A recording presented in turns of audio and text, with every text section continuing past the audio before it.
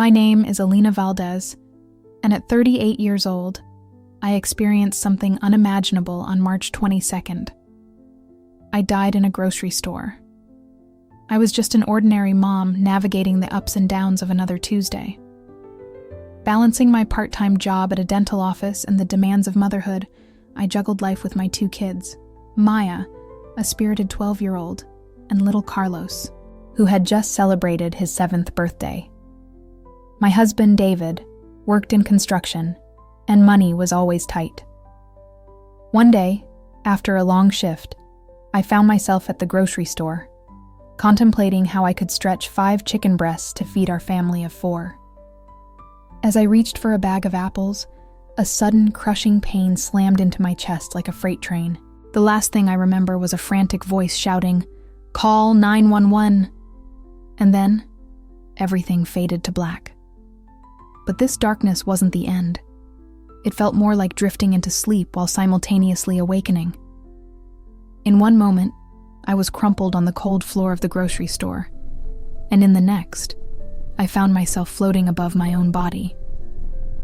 I found myself staring at a woman lying on the ground, and it took a moment for the shocking realization to hit me. That woman was me. My purse lay in disarray, its contents strewn across the floor.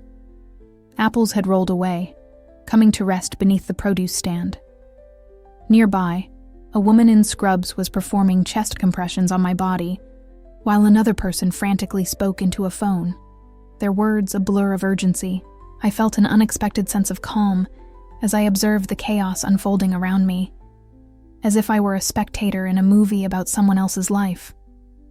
I attempted to reassure them that I was all right, that I was right there with them, but no words escaped my lips.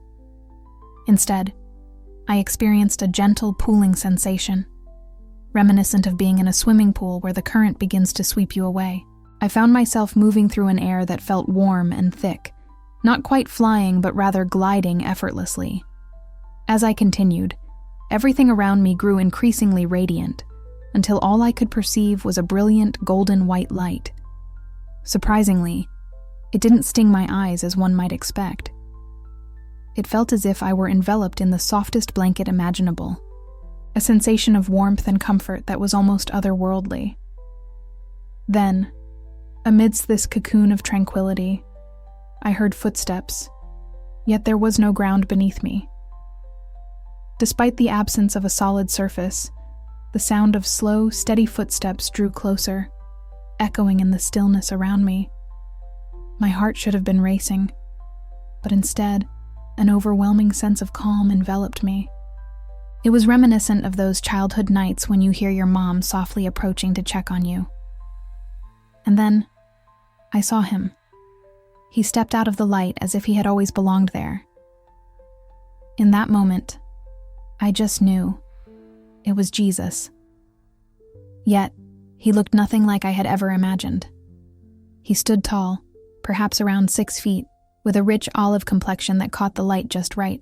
His deep brown eyes seemed to capture every sunset I had ever witnessed, holding a warmth and depth that drew you in. His hair flowed past his shoulders, thick and wavy, resembling the color of freshly brewed coffee, adding to his striking presence. He wore a simple white robe that shimmered subtly, captivating without being ostentatious. But it wasn't just his appearance that left me breathless. It was the way the entire universe seemed to hush as he approached. It felt as if someone had turned down the volume on everything around me, even my own thoughts fading into silence. The light that enveloped him didn't originate from above or below. It radiated from within, soft and unwavering like the glow of a candle. When he smiled at me, I experienced a sensation unlike anything I had ever known. A profound sense of safety that wrapped around me like a warm embrace. It felt as if nothing could ever harm me again. My knees grew weak, and I would have collapsed if there had been solid ground beneath me. "Elena," he said, his voice smooth and sweet like warm honey soft, not overwhelming, but simply perfect. "I've been waiting for you." As I opened my mouth to speak, to share my thoughts, all that escaped was a simple Jesus. He nodded in understanding, and in that moment, tears began to flow down my cheeks. Not tears of sadness, but tears of overwhelming happiness. They were the same kind of tears I shed when Carlos took his first steps, or when David proposed to me behind the Dairy Queen, the very place where we had our first date. Those were tears of pure joy. "I have something to show you," he said, extending his hand toward me. In the center of his palm was a small scar, and the sight of it made everything feel undeniably real. This was truly him. This was really happening. As I took his hand, everything shifted. We found ourselves in a breathtaking location that could only be described as the most beautiful place you've ever visited, amplified 1,000 times over. We stood atop a hill, blanketed in grass so vibrant and lush that it seemed to shimmer in the sunlight. Flowers bloomed in every direction, bursting with colors that defied description. There were purples so vibrant they surpassed any shade found on earth, and golds that made even the finest gold appear dull in comparison. "This is heaven," Jesus said with a serene simplicity, "and I want you to experience what you can truly accomplish here." The moment he revealed it to me, I was utterly astonished. We found ourselves in an enormous garden, far larger than any park I had ever encountered. But this wasn't just a wild expanse of greenery. It was a vibrant tapestry of life. People were actively caring for the plants, real individuals dressed in humble clothing, their hands marked with dirt and their faces beaming with joy. "You will become gardeners." Jesus once said that this work should feel less like toil and more like play. Every seed you plant has the potential to blossom into something more beautiful than you ever envisioned. Each flower you nurture will respond with its own melody, singing back to you in gratitude. I observed an elderly man, perhaps in his 70s, carefully planting what appeared to be sunflower seeds. As we watched, the seeds burst forth from the ground, transforming into stunning golden flowers that hummed a delightful melody. The man chuckled with the joy of a child and eagerly planted another seed. Meanwhile, I couldn't help but think about my own aching back, a reminder of how sore I felt after weeding my little garden at home. Jesus smiled warmly. "Here, your body will be perfect strong, youthful, and never weary." Suddenly the scene shifted, and we found ourselves inside an astonishing building that seemed to be crafted from a mesmerizing blend of crystal and gold. The walls appeared to pulse with life, shimmering and shifting as if infused with energy. All around, people were immersed in the act of creation painting, sculpting, writing, and building. "You are all artists," Jesus proclaimed, emphasizing that every individual carries a wellspring of creativity within them, a potential that often remains untapped during their time on Earth. In this space, you'll unleash your creativity with colors that are beyond the realm of your imagination. You'll craft stories that not only bring laughter but also reveal truths in unexpected ways. I witnessed a remarkable woman painting on a canvas that towered over her, yet she wasn't using brushes at all. The paint seemed to flow effortlessly from her fingers, creating mesmerizing swirling patterns that continued to move and dance even after she had ceased her touch. As she stepped back, the canvas revealed an astonishing landscape that appeared almost lifelike. I believed I could step right into it. "Art had never been my strong suit," I whispered.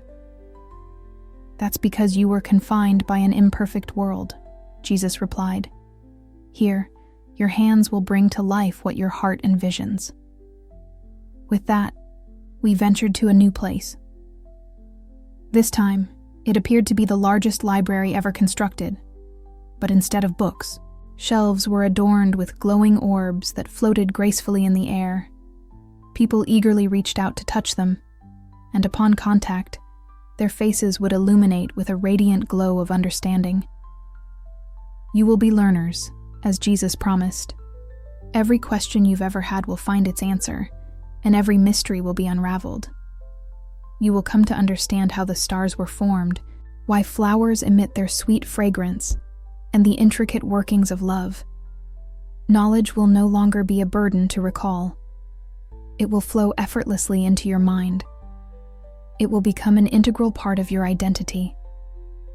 Without a second thought, I reached for one of the orbs. The instant my fingers made contact, a profound understanding washed over me suddenly. I knew how butterflies instinctively navigate their migrations. It wasn't merely a collection of facts.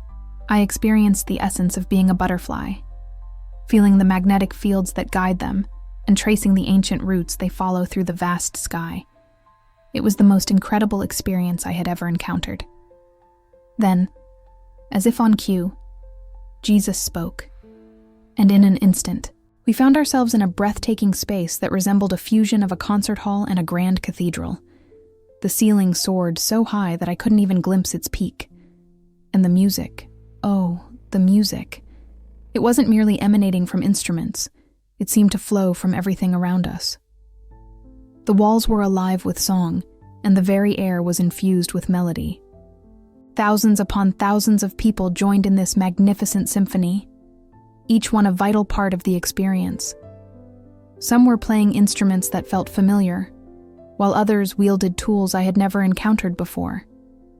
Yet, the majority were simply singing, their voices intertwining to create a sound that made every beloved song I had ever known seem like a mere whisper in comparison. "You'll be musicians," Jesus said, his voice resonating with warmth. "Every voice will be perfect, and every note will contribute to the greatest song ever written, the eternal song of praise that never fades and never becomes dull." For so long, I had felt embarrassed to sing, even in church. My voice would crack on the high notes, and I often found myself merely mouthing the words. But as I stood there, enveloped by the sound of that heavenly choir, I opened my mouth, and a pure, clear sound emerged. It was my voice, but it was transformed strong, sweet, and perfectly in tune with everyone around me. "I sound beautiful," I exclaimed, tears streaming down my face. "You always did," Jesus replied gently. "You just couldn't hear it through the noise of the broken world." Before we continue, just one request. Please subscribe to our channel. It really helps us keep going. The next place he took me resembled a vast plaza, alive with the sounds of people talking, laughing, and embracing one another. Yet these weren't random conversations. I could sense that these individuals were meeting for the first time, despite having known each other for eternity. "You'll be friends," Jesus said. "Real friendship, free from jealousy, competition, or fear. You'll encounter people from every era and every corner of the earth. The little girl from ancient Egypt will become your best friend, and the farmer from medieval England will share laughter that lasts for days. Love will multiply, not divide."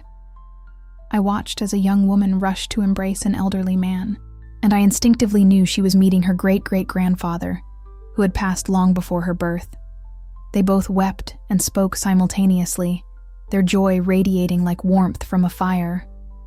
"What about my family?" I asked, thinking of David, Maya, and Carlos.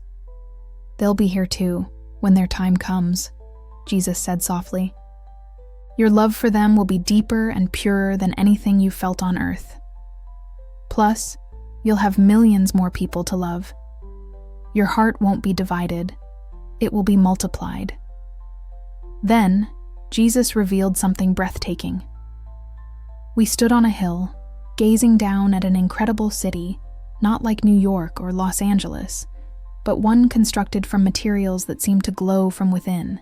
The buildings were not merely functional. They were masterpieces. People bustled about, collaborating on projects that seemed impossible. "You'll be builders," Jesus declared, "not just of structures, but of worlds. You'll create entire realms of beauty for others to explore. Mountains that sing, rivers that paint pictures as they flow, forests where every tree tells a story." I watched in awe as a group of people worked together to construct what appeared to be a bridge made of light. They weren't using traditional tools. Instead, they shaped the light with their hands, molding it like clay. When they finished, the bridge didn't just span the canyon, it created its own rainbow as people walked across it. "We can do that?" I asked, astonished. "You'll be able to accomplish things that are impossible on earth," Jesus replied. "Matter will obey your will when your will is aligned with love." Finally, Jesus led me to a serene meadow where people sat in small groups, some alone, all wearing expressions of deep peace. They weren't engaged in anything that looked productive. They were simply sitting, reflecting, and resting. "You'll be contemplators," he said. "You'll have eternity to ponder profound thoughts, meditate on truth, and simply be. No rushing, no deadlines, no stress, just perfect peace whenever you need it." I sank into the soft grass, feeling an incredible calm wash over me. All the worries I carried about money, whether I was a good enough mom, David's bad back, Maya's math grades, melted away. For the first time in years, my mind was completely quiet. "This is what rest truly feels like," I whispered. Jesus sat beside me in the grass. "Rest isn't just sleeping, Elena. It's being exactly where you're meant to be, doing exactly what you were created to do, with no fear that it will ever end."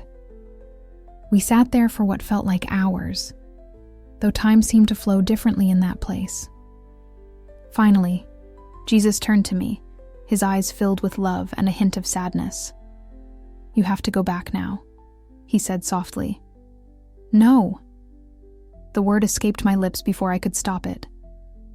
"Please, I don't want to go back. It's so beautiful here, so peaceful.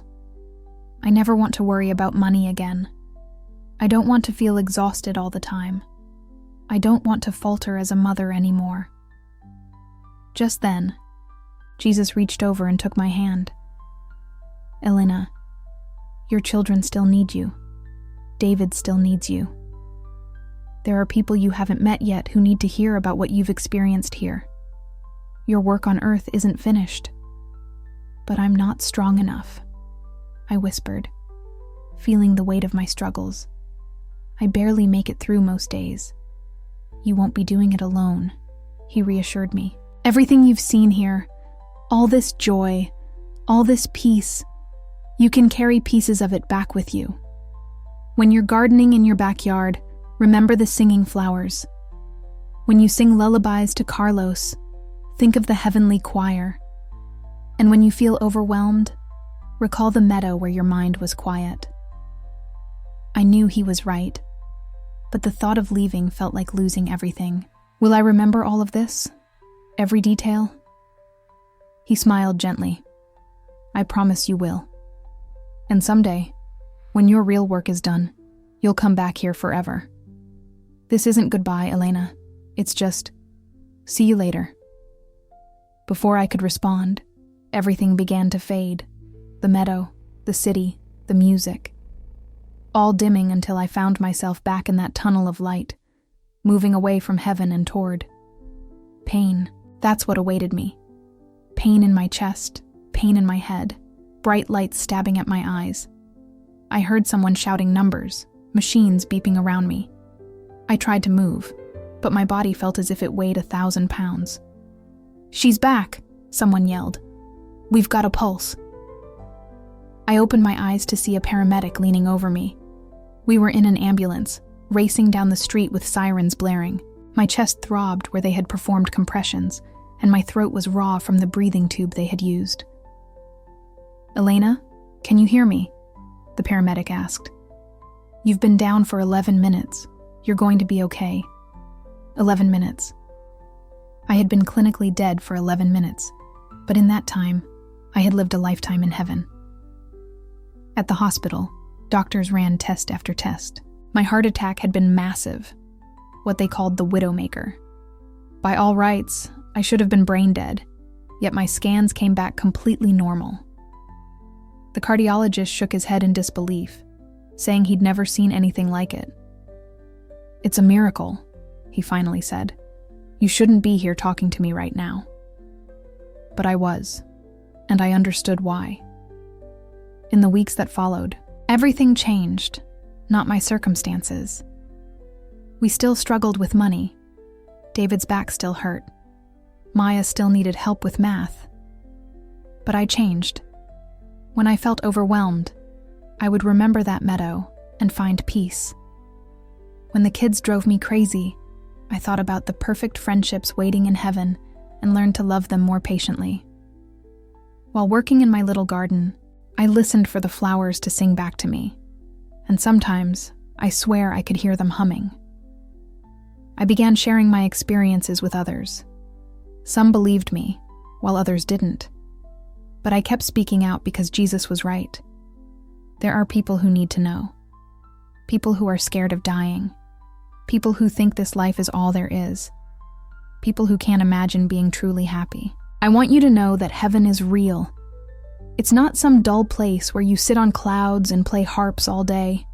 It's the most exciting, creative, joyful place you can imagine. You'll garden, create, learn, sing, build, and rest. You'll have perfect relationships with those you love, and you'll become everything you were meant to be, free from the limitations of this broken world. But here's the most important thing Jesus showed me. You don't have to wait until you die to start experiencing pieces of heaven.